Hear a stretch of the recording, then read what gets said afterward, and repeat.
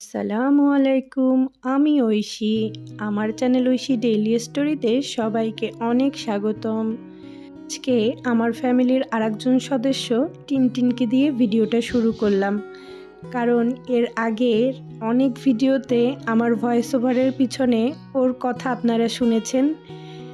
তাই ভাবছিলাম যে ওকে কথা বলা অবস্থায় আপনাদেরকে দেখাবো, কিন্তু এই বান্দা আমাকে দেখে আম্মু আম্মু ডাকছিল। যেই আমি ক্যামেরাটা ওপেন করেছি অমনি তার কথা বলা বন্ধ। ইনশাল্লাহ চেষ্টা করব একদিন ওর কথা বলার ভিডিও আপনাদের সাথে শেয়ার করতে। এরপরে আমি একটু চিয়া সিড খেয়ে নিচ্ছিলাম। রোজা আসছে আর ভাবছিলাম কি কি লাগবে না লাগবে তার উপরে একটা লিস্ট তৈরি করতে হবে। যখন যেটা মনে পড়ছে সেটাই কাগজে লিখে রাখছি, কারণ দেখা যায় যে বাজারে যখন যায় তখন অনেক কিছুই মনে থাকে না। কালকে রাত্রে একটু টিকিয়া বানিয়েছিলাম, কিছু ভেজে খেয়েছি, আর এটুকু বাকি ছিল।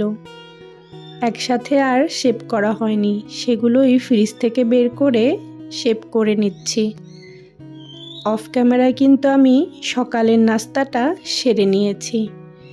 এখন লেগে পড়েছি সংসারের ছোটোখাটো কাজে। আসলে আমাদের গৃহিণীদের এরকম ছোট ছোট কাজই কিন্তু আমাদের সংসারটাকে সবসময় সুন্দর, গোছানো এবং পরিপাটি করে রাখে। আমি কিন্তু সবসময় চেষ্টা করি সব কাজ একটু গুছিয়ে করার জন্য। আমার কাছে এলোমেলো জিনিস একদম ভালো লাগে না। কোথাও কোনো কিছু এলোমেলো দেখলে আগে আমার সেটাকে গুছাতে হবে, তারপরে অন্য কাজ। এটাকে অনেকে বিরক্তিকর মনে করতে পারে, কিন্তু আমি এতে অভ্যস্ত হয়ে গেছি। রোজার সময় কিন্তু আমি এরকম টিকিয়া ফ্রোজেন করে রেখে দেই। ইফতারিতে কিন্তু বেশ ভালো লাগে। অনেকেই ভাজা পোড়া খায় না, কিন্তু আমাদের বাসায় ইফতারিতে একটু ভাজা পোড়া না হলে চলেই না। ভিডিওতে দেখলে মনে হয় কাজগুলো কত অল্প সময়েই ঝটপট হয়ে যায়। আসলে আমরা গৃহিণীরা এই একটা সংসার ছোট ছোট কাজ দিয়ে এত সুন্দর করে সাজিয়ে রাখি, তার পিছনে কিন্তু অনেক সময় দিতে হয়। আজকে খাবার টেবিলের এই সাইডটা পরিষ্কার করে নেব, কারণ রমজান চলে আসছে।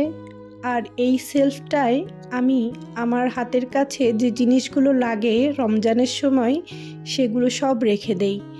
যেমন ধরো ইসুপগুলের ভুসি, সস, তারপরে তো থাকেই চাট মশলা, বলে শেষ করা যাবে না রমজানে যে কত কিছু লাগে।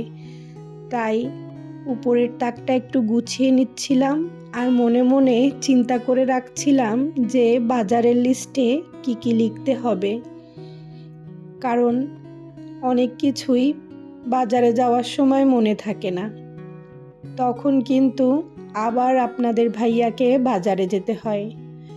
আর রোজার সময় ইবাদতটাও একটু বেশি থাকে, তাই সব কিছু আগের থেকে গুছিয়ে রাখলে আমার কাছে মনে হয় কাজ করেও সুবিধা। আমি রমজানের সময় একটু বাজারটা এক্সট্রা করেই করতে বলি, কারণ রমজানের সময় অত বারবার বাজারে ছোটাছুটি কারোরই ভালো লাগে না। রমজানের পরে আবার তো ঈদ আছে, তার জন্য কিছু প্রস্তুতি থাকে। আমি দুটো আর্টিফিশিয়াল গাছ অর্ডার দিয়েছি, দেখি আসুক। কেমন হয়েছে জানি না।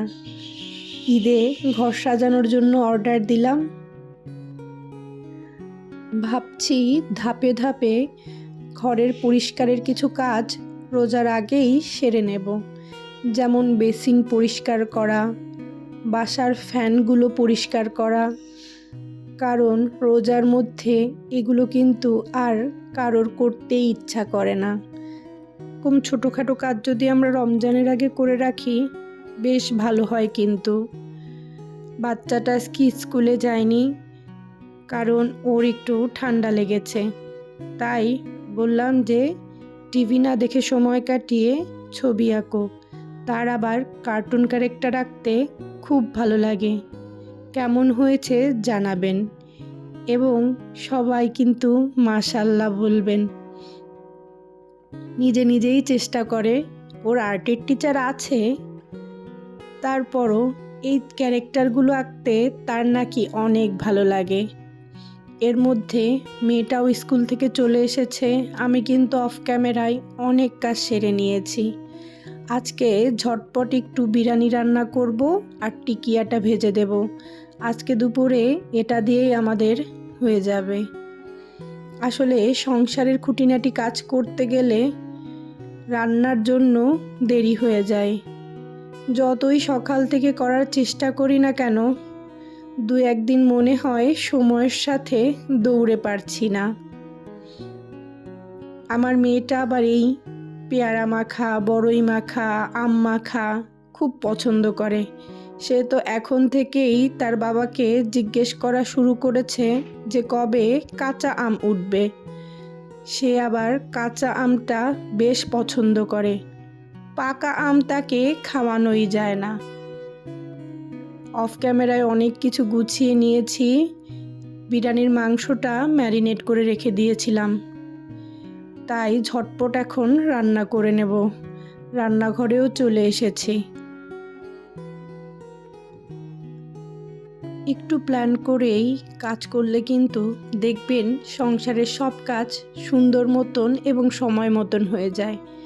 তারপরও সব সময় হয়ে ওঠে না, দু একদিন আমিও পারি না। এই যেমন আজকে কিন্তু রান্নায় তাড়াহুড়া লেগে গেছে, কারণ সকাল থেকে সংসারের অনেক পরিষ্কারের কাজ করেছি, তাই রান্না করতে একটু দেরিতেই চলে এসেছি। ওদিকে বাচ্চাদেরকেও খেতে দিতে হবে। আর আমাদের মায়েদের ফার্স্ট প্রায়োরিটি তো হলো বাচ্চাদের খাওয়া দাওয়া। আমার হাজবেন্ড বলে, তোমার কাছে সব থেকে প্রথমে হলো তোমার বাচ্চাদের খাবারটা ঠিক মতন হলো কি না। যে যাই বলুক, আমি কিন্তু এই কথায় বিশ্বাসী, পেট ঠান্ডা তো মন ঠান্ডা, মাথা ঠান্ডা।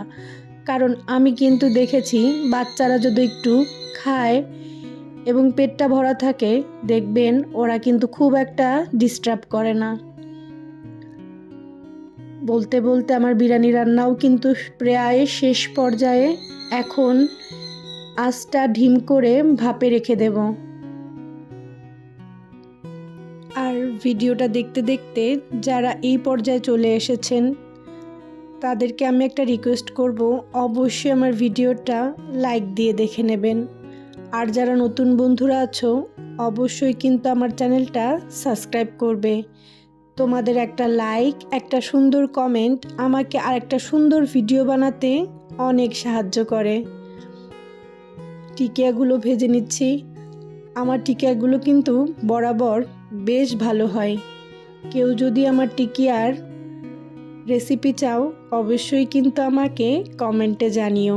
সামনে রোজা আসছে, ইনশাল্লাহ আমি চেষ্টা করব তোমাদেরকে টিকিয়ার রেসিপিটা দিতে। আমার একটা টিকিয়াও কিন্তু কখনো ভাঙে না। এটার একটা মূল কারণ আমি তোমাদেরকে বলি, তোমরা কিন্তু যখন টিকিয়াটা মাখাবে চেষ্টা করবে একটু ডিমের পরিমাণটা বেশি দিতে এবং তার সাথে একটু কর্নফ্লাওয়ার দিবে। দেখবে টিকিয়াগুলো যেরকম ক্রিস্পি হবে সেরকম কিন্তু সুন্দর দেখতেও হবে। আমার একটা টিকিয়াও কিন্তু ভাঙেনি। আজ তাহলে এ পর্যন্তই। সবাই খুব ভালো থাকবে, সুস্থ থাকবে, নিরাপদে থাকবে এবং ঐশী ডেইলি স্টোরির পাশে থাকবে। আমিও কিন্তু তোমাদের সবার পাশে থাকবো ইনশাল্লাহ। আল্লাহ হাফেজ।